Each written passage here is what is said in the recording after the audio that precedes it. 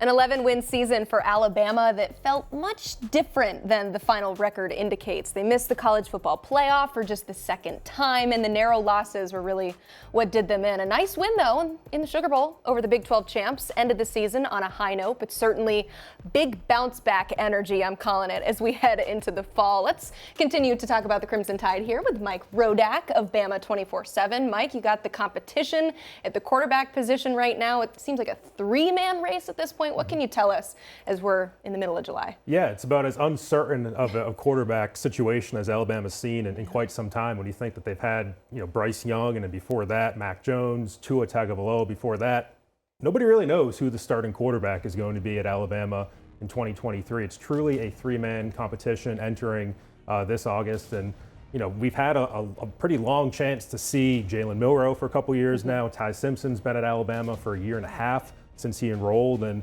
even after all that, Nick Saban went out and got Tyler Buchner through the transfer portal from Notre Dame, which I think kind of gives you an indication of where he sees that situation with the other two guys from this spring. And there were some positives that we saw in the spring game from both of those, Milroe and Simpson, but still some plays that really you could tell irritated Nick Saban. There was an interception that Jalen Milroe threw in the spring game that just was quite frankly ugly. And that's I think why Tyler Buchner's here. He has the history of Tommy Rees, the new offensive coordinator. And we'll just have to see what happens in August. But right now, it's completely up in the air, and I don't think you can really handicap one quarterback necessarily being in the lead. Yeah, I think the thought, though, is that Nick Saban will just figure it out and everything will be okay. But you mentioned the history of the quarterback position there, and that they've always kind of had the guy and they knew who it was. So what's the dynamic like when there isn't that guy being announced at this point in the season when you go through spring practice and head into the season? Yeah, one of the big issues is just going to be trying to get the reps with the wide receivers and get that chemistry down. I mean, we saw that offense really humming for 3 or 4 years with Steve Sarkisian as offensive coordinator, even with Bryce Young. And now you're to a point where there's 5 or 6 receivers that conceivably could start. You have 3 quarterbacks who could start. How do you split reps in fall camp to get that to where each quarterback feels comfortable with receivers, to where there's that chemistry? I think that's the biggest question for Alabama. They have the talent at both positions. I mean, it's Alabama. They have the recruiting rankings are there, but just trying to find that one quarterback and those 2 or 3 receivers and have that group be together is really the biggest challenge. Another challenge, too, is there's some new competitors at the top of the SEC. I know I read the graphic at the beginning of this segment. Seems like doom and gloom, but ultimately an 11-2 season is fantastic. But when it comes to Alabama, the expectations are much greater than that, missing out on the SEC championship game this year.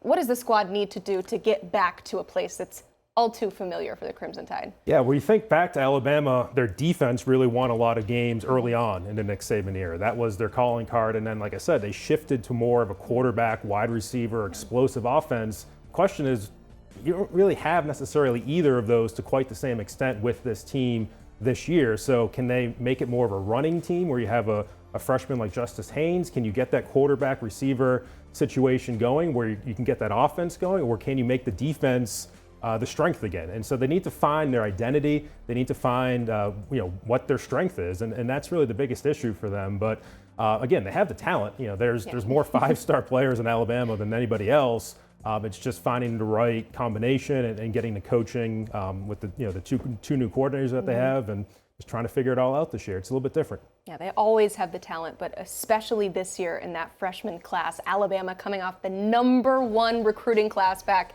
in 2022. All these guys are getting ready to be members of the Crimson Tide this year. You see this list. I mean, there's a ton of 5-stars here. What names do we need to keep an eye out for? Yeah, really the first one is Justice Haynes. He was somebody who starred in the spring game, had a couple of touchdowns. And, you don't hear Nick Saban talking up freshmen too often. I don't think he wants their heads to get too big too early. But Justice Haynes was certainly a player who Nick Saban was talking very positively about this spring. Comes from, football background. His dad played in the NFL with the Pittsburgh Steelers. So I think he knows what it takes to play at a high level at a place like Alabama. Caleb Downs is another player who could start right away at safety. One of the highest rated prospects in the country, and Alabama, needs the help in their secondary. They've lost 3 guys to the NFL this offseason, and Downs also has that background where his dad was a player, his uncle was Dre Bly, who played in the NFL, his brother plays in the NFL now, and I think those bloodlines help when you come to a place like Alabama.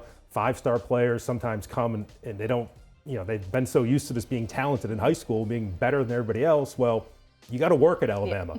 And I think these guys know what it takes. And we've seen that. We've heard a lot of positive things from Nick Saban about Caleb Downs. So those would be the two names right off the top. But there's certainly other freshmen that could contribute for them this year, too. Yeah, I want to ask about Keon Keeley. He's a guy coming in with a lot of expectations. But what's realistic in terms of his impact that he can make as a freshman? So he came in as a late enrollee, I guess at this point, we can call them, in the summer.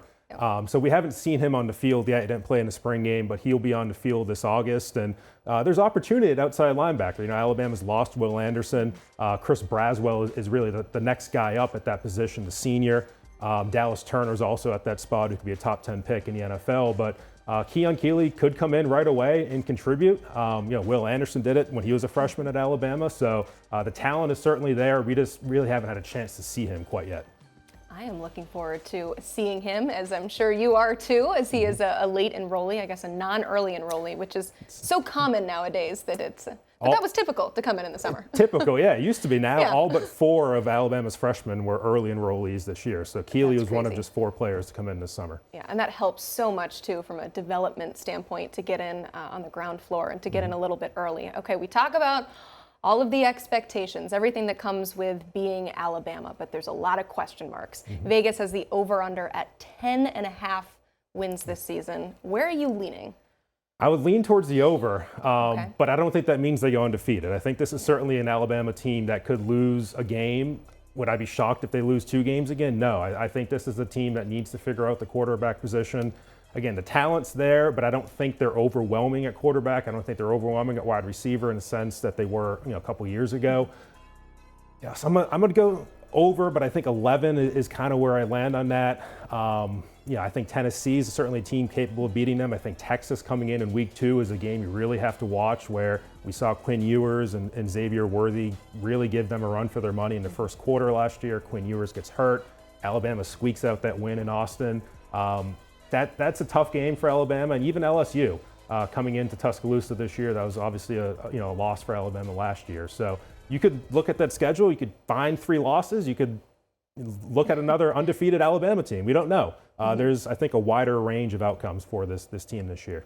Certainly helps those 2 losses are now going to be coming to Bryant-Denny and playing those as home games. We'll see what happens there. Mike, thank you so much for all the great intel. Make sure that you check out the great work at Bama247. Mike and the gang always updating you on everything happening at Alabama. So read up the work, Bama247.com.